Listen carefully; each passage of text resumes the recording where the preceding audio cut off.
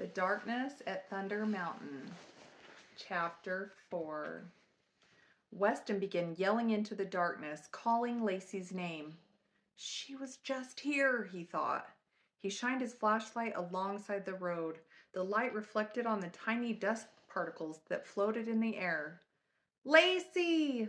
Please answer me. Weston fell to his knees, breathless and afraid. Suddenly he heard a quiet whistling sound coming from behind the brush to his left. His ears sharpened, and he focused on the tone. It was a familiar tune, one he'd heard before. Yes, it was definitely Twinkle, Twinkle, Little Star. And the slightly off-key whistling was definitely coming from a familiar voice. It was Lacie.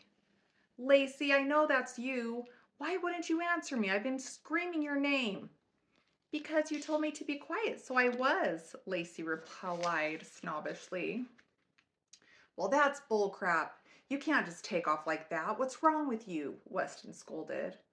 I needed to pee. I didn't know I needed your permission. And where's that toilet paper, by the way?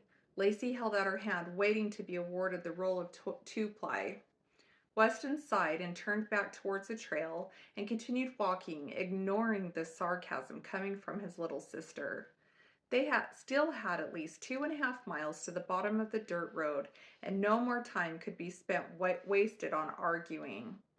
Weston was just relieved to have his sister at his heels, and his confidence began to increase.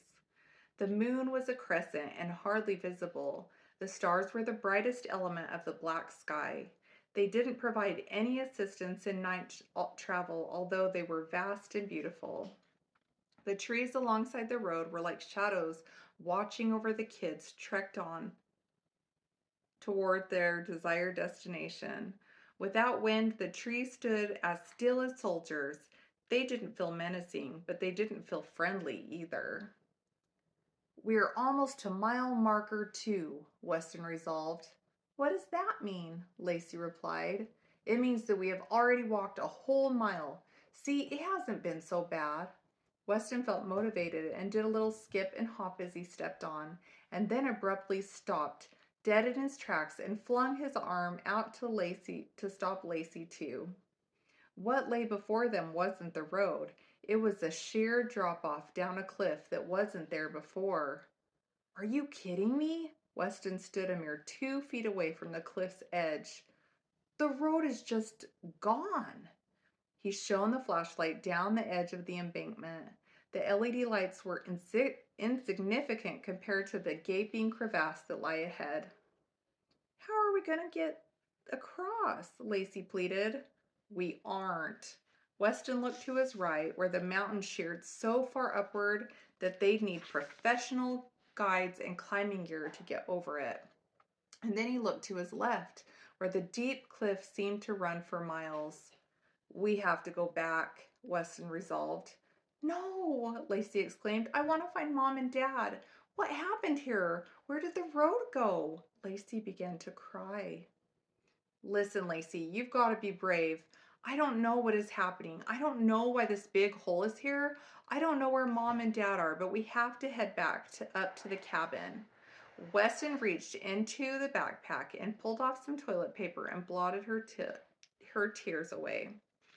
He took a deep breath, grabbed Lacie by the hand, and headed back the direction they'd come. Once again, the crushing of dirt beneath their shoes, kicking rocks, and their slightly labored breathing were the only sounds to be heard. After what seemed like an hour of walking, Lacie asked, Shouldn't we have reached the cabin by now?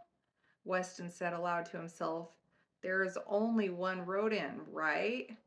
Right, Lacie replied. Yes, we should have been there by now. But there's a problem. This isn't the same road we were on before, Weston exclaimed. How can you tell? Lacie inquired, and Weston answered, Because I've never seen this road before.